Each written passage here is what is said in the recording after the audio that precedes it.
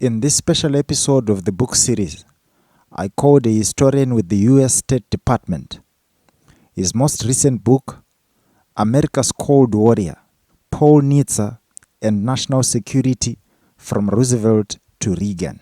This book was published by Cornell University Press, and a copy of it can be accessed on the link that I'm going to paste right in the description panel on the upload for this video. This book received lofty praise from newspapers and academics. I'm going to read 3 outstanding reviews for you today. A review from the Wall Street Journal had the following to say: a brilliant political biography, elegantly written, rich in archival material.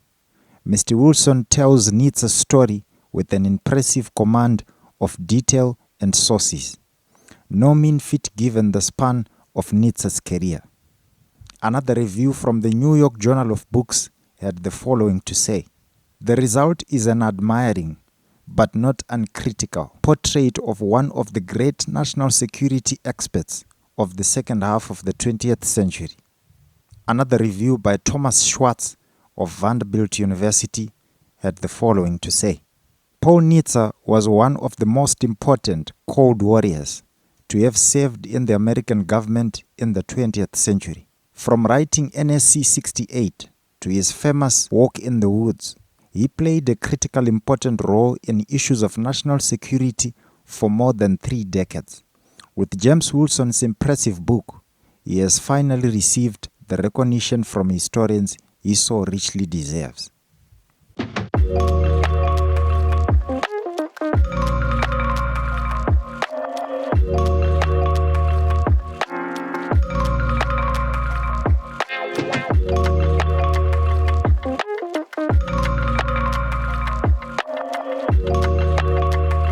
Dr. James, welcome. Thank you so much for having me. I am glad to have you finally. You have a very interesting CV.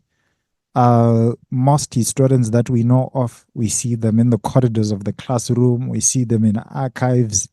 And for me to talk of a historian in the State Department, it was something very surprising for me. But I know, historians are people who have so many skills that are applicable in so many industries. So I want you to initially just tell me the work that you do currently with the State Department, the projects that you are working on. I saw one project that you are working on entitled Historical Documents, in which you are compiling the biographies of U.S. presidents, U.S. diplomats. I found that to be very interesting. I want you to talk about that. Well, thank you so much. And so, again, I work on historical documents at the State Department, and our series is called the Foreign Relations of the United States series, or FRUS for short. Mm-hmm. And what we do is we go through all documents, government documents of any classification, 20, 25, 30 years and older. And we try to curate them, kind of choose what we think should go in a volume that might cover a particular topic or set of topics within a presidential administration. So our mandate is a thorough, accurate, and reliable account of U.S. Diplomacy and national security affairs. And I work mostly on the Ronald Reagan and George H.W. Bush volumes, covering the U.S. approach to then the Soviet Union and nuclear arms control. And our goal, our objective here, is to get all these documents declassified and available on our website, history.state.gov, Mm-hmm. which is available to everyone. And it takes a few years, but eventually we get these volumes out. And some of the ones I've worked on, I'm quite happy with how they've turned out. And anyone can access them at history.state.gov. That's great. So let's get into the discussion of the book. I understand much of what you wrote about in your book is based on the life and the works of Paul Henry Nitze, who served in the government of the United States as Deputy Secretary of Defense, as U.S. Secretary for the Navy, and Director of Policy and Planning for the U.S. State Department. He had so many hats during his lifetime, and I believe there's a lot that can be said about his journey and about his experiences. I want you to just briefly tell me what the core ideas of your book are and, the biggest lessons. Well, sure. So I should preface this with these views are my own and not those of the U.S. Department of State. The book is about a guy named Paul Nitze, and he served uh, either served or was closely affiliated with big debates, strategic debates in U.S. foreign policy from Franklin Roosevelt administration. He came down to Washington in 1940 until that of George H.W. Bush. He left government finally, for the last time, in the late spring of 1989. So from 1940 to 1989, he's really in the mix of every big debate in Washington, especially during the Cold War. And the key theme I make in the book is that I think he established the idea that you could have a career in the field of national security. And so my title is America's Cold Warrior, Paul Nitze and National Security from Roosevelt to Reagan. So I understand, picking Paul Nitze in particular, singulating out him, identifying him, and isolating him. It's something that you had to make out of a careful study, comparative careful study. What is it that sets him aside from other U.S. diplomats? Well, I think one of the things that sets him aside, George Kennan gets a lot of attention in terms of U.S. Cold War strategy, and they were associates. They had a friendship, and Paul Nitze succeeded George Kennan in 1950 as head of the directorship of policy planning at the State Department. What I think sets Nitze apart is that when George Kennan leaves the State Department, he has a very brief, very unsuccessful term as ambassador to the Soviet Union, and then a sort of later unremarkable stint as the ambassador to Yugoslavia.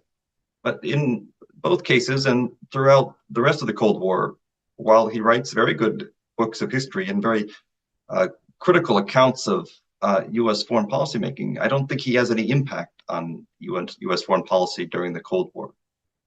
And that's to distinguish him from Paul Nitze, who I think really did have a tremendous impact. He was in the room for, decisions about the Korean War, the Cuban Missile Crisis, Vietnam, up through the 1980s with the deployment of nuclear missiles to Western Europe, to NATO allies. And throughout all that time, George Kennan is writing very critically about decisions U.S. policymakers are making, and he's saying that people are misinterpreting his strategic doctrines, his containment policy that he laid out in the early days of the Cold War. And it's sort of easy to do that, from the outside. I think it's much more difficult to persevere. And in Nitze's case, even though I'm critical of him at points, I think there's a real kind of nobility to staying in the game. And on many occasions, he is passed over for promotion, and he kind of picks himself up and continues to work at these very hard problems. The hardest problem and most important of which being is how to prevent a nuclear war. Interesting. So Paul Nitze is best known for being the principal author of NSC 68 and the co-founder of Team B. Could you briefly just talk about this NSC 68? Yeah, NSC 68 is a very important historical document in American history. And its origins basically come down to the fall of 1949, once the United States finds out that the Soviets have exploded an atomic device. And in the same season, China has fallen to the Communist Party. So it's an unsettling period from the perspective of U.S. Diplomacy. There's a decision or a debate whether to pursue a hydrogen bomb, which would be a fusion device, much more potentially destructive than the fission-based atomic weapon. Paul Nitze is involved in that decision and the recommendation given to Truman, to President Harry Truman in January of 1950. And President Truman cuts through a lot of the sophisticated debates and basically says, can the Soviets do it? And the answer is yes. He said, well, that's all the reason I need. Subsequently, Harry Truman tasks the new policy planning director, Paul Nitze, to come up with a study of what the world would look like in the hydrogen bomb era. And that study is what we know now as NSC 68. The number and name has a sort of ominous tone, but it simply was, paper number 68 following paper number 67. Paul Nitze does not write NSC 68 entirely on his own. He has a very talented team of co-authors around him, and they spend a few weeks bringing in people like Robert Oppenheimer to get their advice. And their main conclusion is that the United States, which had rapidly demobilized after the end of World War II, ought to triple its defense budget. And this was a kind of shocking recommendation. At the time, the sitting Secretary of Defense had promised Harry Truman that he would keep the U.S. defense budget to about $13 billion, and that this would allow Truman to not only balance the budget, but pursue a lot of the domestic political initiatives that he wanted, that he had campaigned on, such as expanding healthcare and bolstering labor unions. And when NSC 68 is presented to Harry Truman in, I believe, April of 1950, he really didn't want to deal with it. And not until the outbreak of the Korean War in June of 1950 did Harry Truman decide to sign off on the recommendations to triple the defense budget. When we look at the discourse of U.S.